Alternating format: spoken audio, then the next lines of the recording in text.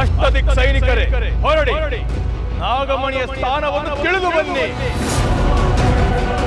ನನಗೆ ಆಶ್ಚರ್ಯ ಆಗ್ತಾ ಉಂಟು. ಏನಿದು? ಯಾರು ಇವರೆಲ್ಲ? ಅಷ್ಟದಿಕ್ಕಿನ ಸೈನಿಕರು. ಆಯಾ ದಿಕ್ಕಿನಲ್ಲಿ ಏನಿದೆ ಎಂದು ಕಂಡುಹಿಡಿಯುವ ನಿಸ್ಸೀಮರು. ಈಗ ನಾವು ಆ ಶಕ್ತಿಯನ್ನು ಹಿಂಬಾಲಿಸಿದರೆ ನಾಗಮಣಿ ಎಲ್ಲಿದೆಯೋ ಆ ಸ್ಥಳಕ್ಕೆ ನಾವು ಹೋಗಿ ತಲುಪುತ್ತೇವೆ. ಇವತ್ತು ಅಮಾವಾಸ್ಯೆ.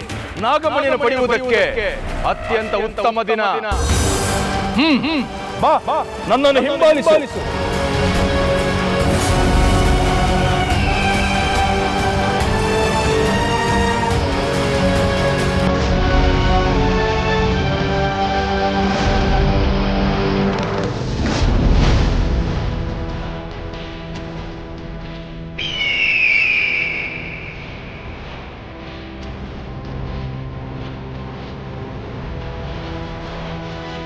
ಈ ಮನೆಗೆ ಆಗ್ನೇಯ ನೇತ್ರ ಪ್ರವೇಶ ಆಗಿದೆ.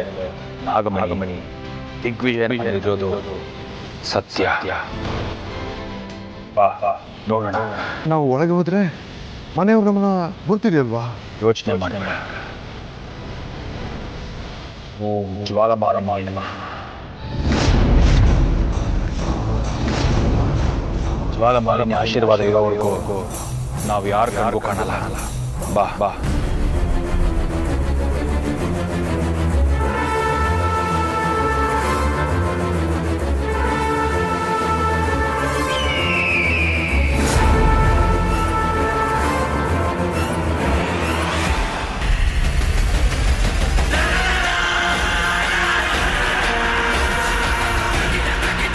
ಗುರುಗಳೇ, ಏನು ಗುರುಗಳೇ ಇದು?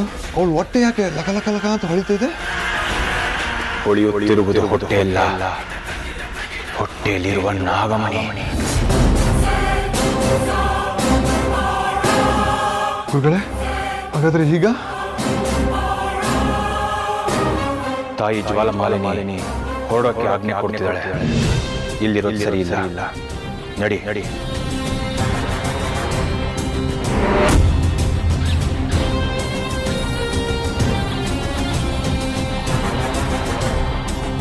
ಏನಾಗ್ತದೆ? ಯಾಕೆಷ್ಟು ಒದ್ದಾಟ? ತ್ರಿಶೂಲ್, ತ್ರಿಶೂಲ್,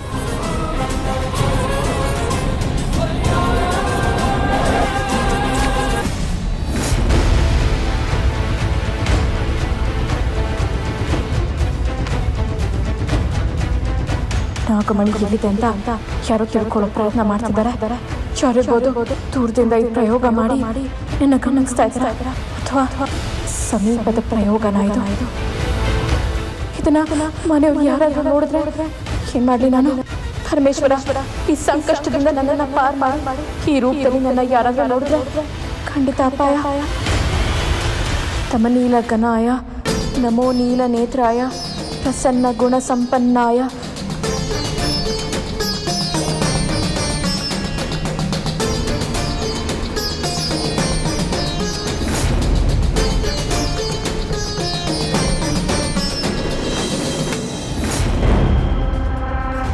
ಗುರುಗಳೇ, ನಾಗಿಣಿ ಎಲ್ಲಿದೆ ಅಂತ ಗೊತ್ತಾಯ್ತು, ನಾಗಮಣಿ ಇರೋ ಜಾಗವನ್ನು ತಿಳಿಯಿತು. ಆದ್ರೆ ಅವಳು ಹೊಟ್ಟೆಯೊಳಗಿಂದ ನಾಗಮಣಿ ತೆಗೆದಾದ್ರು ಹೇಗೆ? ಅವಳನ್ನ ತೆಗಿಬೇಕು. ಅವಳನ್ನ ಹೇಗೆ ಸಾಯಿಸೋದು ಗುರುಗಳೇ? ಇರೋದು ಅದೊಂದೇ ಮಾರ್ಗ, ಅದು ದಿಗ್ವಿಜಯನಿಗೂ ಗೊತ್ತಿತ್ತು. ಅದಕ್ಕೆ ಅವಳನ್ನ ಸಾಯಿಸಿ ನಾಗಮಣಿಯನ್ನು ಪಡೆಯಕ್ಕೆ ಹೋದಾಗ ಏನೋ ತೊಂದರೆ ಆಗಿದೆ. ಯಾಕಂದ್ರೆ ನಾಗಮಣಿನ ಪಡೆಯೋದು ಅಷ್ಟು ಸುಲಭ ಅಲ್ಲ. ಮತ್ತೆ ಅವಳನ್ನ ಸಾಯಿಸಿದ್ರೆ ನಾಗಮಣಿ ಸಿಗುತ್ತೆ ಅಂದಿದ್ರಿ. ಅಂದ್ರೆ ನಾಗಮಣಿನ ಮುಟ್ಟಿದ್ರೆ ನಾವು ಸತ್ತೋಗ್ತೀವಾ? ಅದಕ್ಕೂ ಒಂದು ದಾರಿ. ಅವಳ ದೇಹದಿಂದ ಆತ್ಮನ ಆಚೆ ಕಳಿಸ್ಬೇಕು. ಅದೇ ಹೇಗೆ ಸಾಧ್ಯ ಗುರುಗಳೇ? ನೀವು ಒಳ್ಳೆ ಬಜರಂಗಿ ಭಗವಾನ್ ಸಿನಿಮಾ ಕತೆ ಹೇಳ್ದಂಗಿದೆ. ಕತೆ ಅಲ್ವೋ ಮೂಡ, ಅದೇ ಸತ್ಯ. ಇಚ್ಛಾಧಾರಿ ನಾಗಗಳಿಗೆ ದೇಹದಿಂದ ಆತ್ಮ ಆಚೆ ಹೋದ್ಮೇಲೂ ಮತ್ತೆ ದೇಹ ತರೋ ಶಕ್ತಿ ಇರುತ್ತೆ. ಆತರ ಹೋದ್ರೆ? ಆತರ ಒಂದು ಸರಿ ಆಚೆ ಹೋದ್ರೆ ಸಾಕು. ದೇಹನ ತಗೊಂಡು ಹೋಗಿ ನಿರ್ನಾಮ ಮಾಡಿದ್ರೆ ಅವಳೊಳಗಿರೋ ನಾಗಮಣಿ ನಮಗೆ ಸಿಗುತ್ತೆ. ಅವಳಿಗೆ ದೇಹ ಇರಲ್ಲ, ಅಂತರ್ಪಿಶಾಚಿಯಾಗಿ ಅಲಿತಾ ಇರ್ತಾಳೆ. ಇದು ಸಾಧ್ಯನ ಗುರುಗಳೇ? ಎಲ್ಲರಿಗೂ ಸಾಧ್ಯ ಇಲ್ಲ, ನನಗೆ ಮಾತ್ರ ಸಾಧ್ಯ. ಯಾಕಂದ್ರೆ ನನಗೆ ತಾಯಿ ಜ್ವಾಲಮಾಲಿನಿ ಆಶೀರ್ವಾದ ಇದೆ. ಅವಳ ಕೃಪೆಯಿಂದ ಅಂತ ಒಂದು ಸಂದರ್ಭ ಸೃಷ್ಟಿಸಬೇಕು. ಹೇಗೆ ಗುರುಗಳೇ? ಎಲ್ಲ ಗೊತ್ತಾಗತ್ತೆ ಬಾ. ಹಾಂ ಹೌದು, ಇನ್ನೂ ಬಂದಿಲ್ಲ. ಬಂದ್ಮೇಲೆ ಹೇಳ್ತೀನಿ. ಹಾಂ ಸರಿ. ದಮಯಂತಿ, ಯಾರು ಫೋನ್ ಮಾಡಿದ್ದಮ್ಮ? ಅದೇ ಅತ್ತೆ, ರಾಜಣ್ಣ ರೈಟ್ರು. ಯಜಮಾನ್ರು ಬಂದ್ರ ಅಂತ ವಿಚಾರಿಸ್ತಾ ಇದ್ದಾರೆ. ಎಲ್ಲರೂ ದಿಗ್ವಿಜಯ್ ಎಲ್ಲಿ ಹೋಗಿದ್ದಾನೆ ಅಂತ ಫೋನ್ ಮಾಡಿ ಕೇಳೋರೆ. ಆದರೆ ಅವನು ಎಲ್ಲಿ ಹೋಗಿದ್ದಾನೆ, ಯಾವಾಗ ಬರ್ತಾನೆ ಅನ್ನೋದು ನಮಗೆ ಗೊತ್ತಿಲ್ಲ ಅಂತ ಹೇಳೋದೊಂದೇ ನಮ್ಮ ಕೆಲಸ ಆಗ್ಬಿಡ್ತು. ಎಲ್ಲೇ ಹೊರಗಡೆ ಹೋದ್ರು 2 ದಿನಕ್ಕೆ ಒಂದ್ಸಲ ಫೋನ್ ಮಾಡೋರು. ಮನೆ ಮರ್ತೋಗುವಷ್ಟು ಏನು ಬ್ಯುಸಿ ಆಗಿದ್ದಾರೆ ಬಾವಾಜಿ. ನಮ್ಮ ಯಜಮಾನ್ರ ಹತ್ರ ಎಲ್ಲ ವಿಷಯ ಹೇಳ್ತಿದ್ರು, ಆದ್ರೆ ಈ ಸಲ ಅವ್ರ ಹತ್ರನೂ ಏನೂ ಹೇಳಿಲ್ಲ. ಅವರೇ ಪಾಪ ಆತಂಕದಲ್ಲಿದ್ದಾರೆ. ನಾವು ಎಲ್ಲ ಕಡೆ ವಿಚಾರಿಸಿದಾಯ್ತಲ್ಲ, ನನ್ನ ಮನಸ್ಸು ಹೇಳುತ್ತೆ ಮುಂದೇನೋ ಕೆಟ್ಟದ್ದಾಗುತ್ತೆ ಅಂತ. ಅಯ್ಯೋ ಅಜ್ಜಿ, ಅವರು ಋಷಿಕೇಶಿಂದ ಫೋನ್ ಮಾಡಿದ್ರಲ್ಲ ಅಜ್ಜಿ, ಬರೋದು ಸ್ವಲ್ಪ ತಡ ಆಗತ್ತೆ ಅಂತ ಹೇಳಿದ್ರಲ್ಲ, ಆರೋಗ್ಯವಾಗಿದ್ದೀನಿ ಅಂತ ಹೇಳಿದ್ರಲ್ಲ ಅಜ್ಜಿ. ತ್ರಿಶೂಲ್, ನಿನಗೆ ಕಾಲ್ ಬಂದಿತ್ತಲ್ಲ, ಆ ನಂಬರ್ಗೆ ಒಂದ್ಸಲ ಕಾಲ್ ಮಾಡೋ.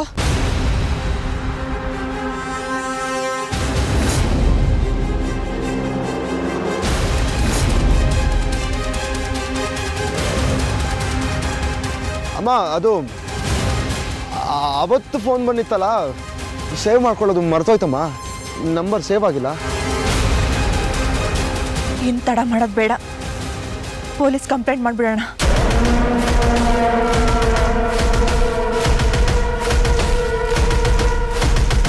ಅಯ್ಯೋ ಅಮ್ಮ, ಅದೆಲ್ಲ ಯಾಕೆ? ನಾವು ಕಂಪ್ಲೇಂಟ್ ಕೊಡೋದು, ಅಷ್ಟ್ರಲ್ಲಿ ಅಂಕಲ್ ವಾಪಸ್ ಬಂದ್ಬಿಡೋದು, ಸುಮ್ಮನೆ ಯಾಕೆ ಬೇಕಲ್ವಾ ಇದೆಲ್ಲ? ಅಲ್ವಾ? ಅದೇನಾದರೂ ಆಗಲಿ ಬಿಡಮ್ಮ, ಒಟ್ನಲ್ಲಿ ಅವ್ರು ಬಂದರೆ ಸಾಕು. Police complaint ಕೊಟ್ಬಿಡೋಣ.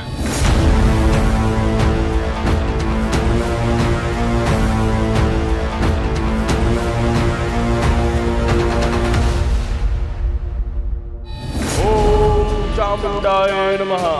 ಓಂ ಜ್ವಾಲಮಾಲಿನ್ಯೇ ನಮಃ. ಓಂ ರಕ್ತಪ್ರಿಯಾಯ ನಮಃ. ಓಂ ರಕ್ತಪಿಂಡಾಯ ನಮಃ.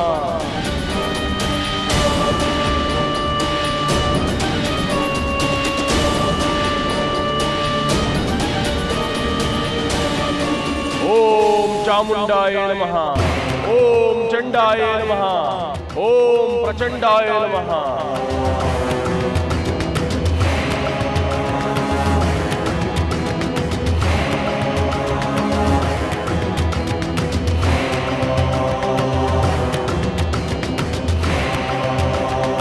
ಗುರುಗಳೇ, ಈ ಪೂಜೆ ಭ್ರಮರಾಸುರನ ಆವಾಹನೆಗೆ ಅದರಿಂದ ನಾಗಿಣಿಯ ಅಂತ್ಯವಾಗುತ್ತೆ.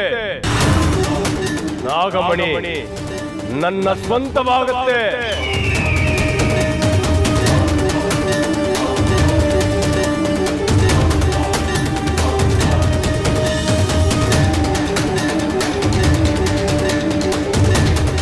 ಓಂ ಭ್ರಮರಾಸುರ ಆವಾಹಯಾಮಿ. ಓಂ ಭ್ರಮರಾಸುರ ಆವಾಹಯಾಮಿ. ಇಚ್ಛಾರೂಪ ಭ್ರಮರಾಸುರ ಆವಾಹಯಾಮಿ. ಭ್ರಮರಾಸುರ ಆವಾಹಯಾಮಿ.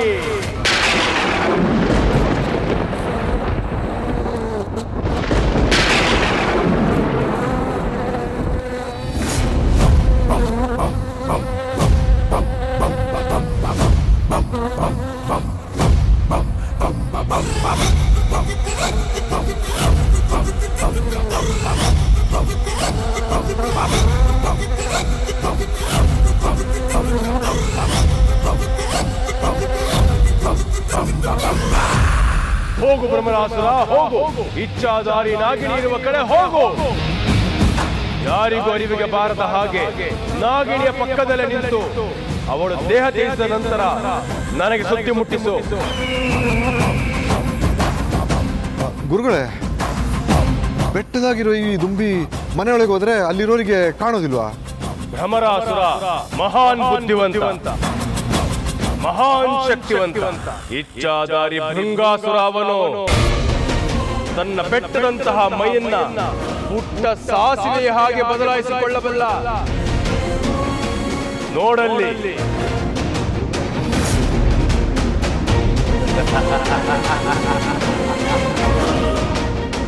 ಗುರುಗಳೇ, ಆ ನೊಣ ಅಲ್ಲಿ ಏನಾಯ್ತು ಅಂತ ನಮ್ಗೆ ಹೆಂಗ್ ತಿಳಿಸ್ತದೆ? ಅವನು ಬಂದು ಹೇಳುವ ಅಗತ್ಯವಿಲ್ಲ. ನಾವು ಇಲ್ಲೇ ಇದ್ದು ಎಲ್ಲ ನೋಡಬಹುದು.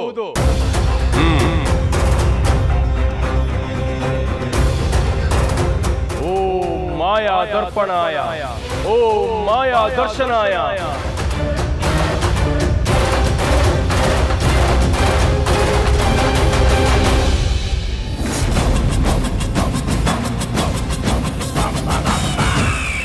जय भोलेनाथ, कैलास देवा, वैराग्य समुद्र रूप, कोप ताप घोर रूप, पाप नाशक, ಏನಿದು ಅಪಾಯದ ಸೂಚನೆ? ಅಂತಿಮ ಲಯ, ಅಂತಿಮ ರೌದ್ರ, ಅಂತಿಮೇಶ್ವರ, ಇದು ನಿನ್ನ ಭಕ್ತೆಯ ಅಂತಿಮ ಕ್ಷಣದ ಸೂಚನೆಯ ಭೋಲೆನಾಥ.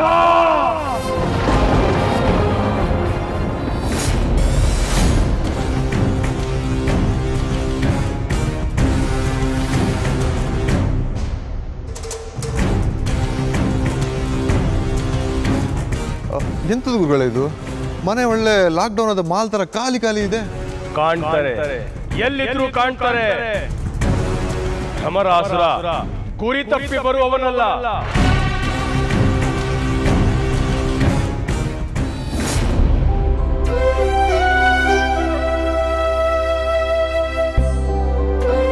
ಶಿವಾನಿ, ಗಾಬರಿ ಆಗ್ಬಿಟ್ಯಾ? ಅಮ್ಮ ಅಲ್ಲಿ ಅಪ್ಪ ಕಾಣಿಸ್ತಾ ಇಲ್ಲ, ಪೊಲೀಸ್ ಕಂಪ್ಲೇಂಟ್ ಕೊಡೋಣ ಅಂತೆಲ್ಲ ಹೇಳ್ತಾ ಇದ್ರಲ್ಲ, ಅದನ್ನು ಕೇಳಿಸ್ಕೊಂಡು ಅಷ್ಟೊಂದು ಟೆನ್ಷನ್ ಆಯ್ತಾ ನಿಂಗೆ? ಮತ್ತಿನ್ನೇನು ಗಾಬರಿ ಆಗದೆ ಇರತ್ತಾ? ಪೊಲೀಸರು ವಿಚಾರಣೆ ಅಂತ ಬಂದು ನಿನಗೆಲ್ಲಿ ತೊಂದರೆ ಆಗುತ್ತೋ ಅಂತ ಗಾಬರಿ ಆಗುತ್ತೆ.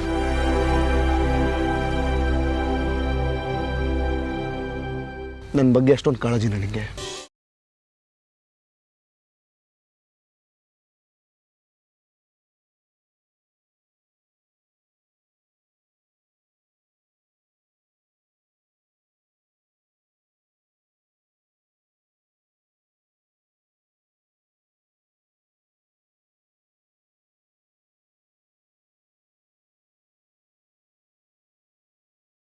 ನನಗಂತೂ ಅವ್ರದ್ದೇ ಚಿಂತೆ ಆಗ್ಬಿಟ್ಟಿದೆ.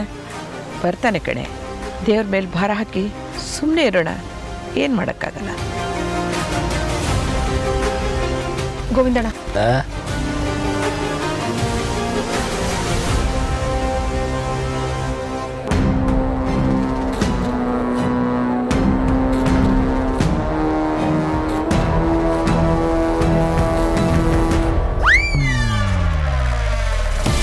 ಛೇ ಛೇ ಛೇ ಛೇ, ಥೂ ಥೂ ಥೂ ಥೂ ಥೂ. ನನ್ನ ಲೋಟದ ಮೇಲೆ ಕುತ್ಕೋಬೇಕಾಯ್ತು. ಪಾಪ ಹೊಡಿಬಿಡುವ, ಪಾಪ ಬಿಡು. ಏನು ಬಿಡೋದು?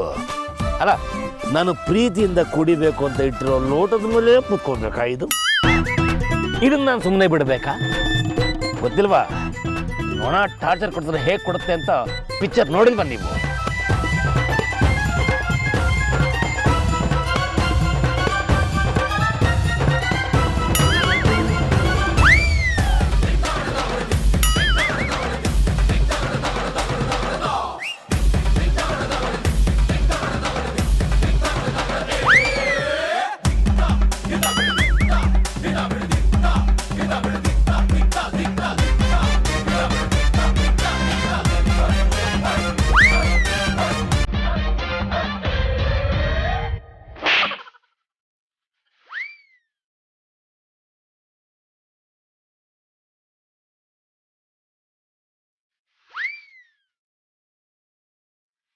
ಏನೋ ಆಗಿದೆ ನಿನಗೆ? ಏನಾಗಿದೆಯಾ?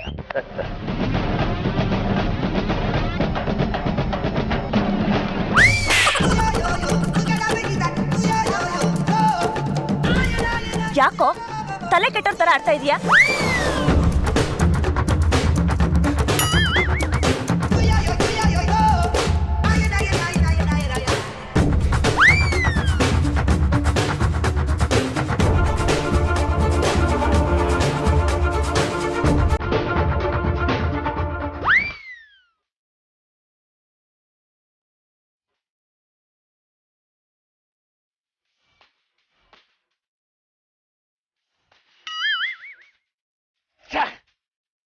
ಅಷ್ಟು ಮಿಸ್ಸು ನಿನ್ನಿಂದಾಗಿ.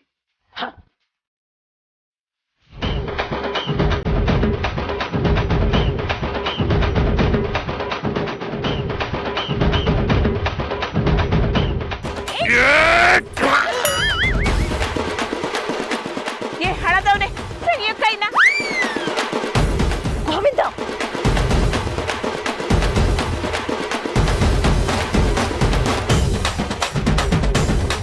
ತ್ರಿಶೂಲ್ ಶಿವನ ಇಲ್ಲ ಕಾಣಿಸ್ತಾ ಇಲ್ಲ. ಅವರು ಸ್ವಿಮ್ಮಿಂಗ್ ಪೂಲ್ ಹತ್ರ ಇದ್ದಾರೆ.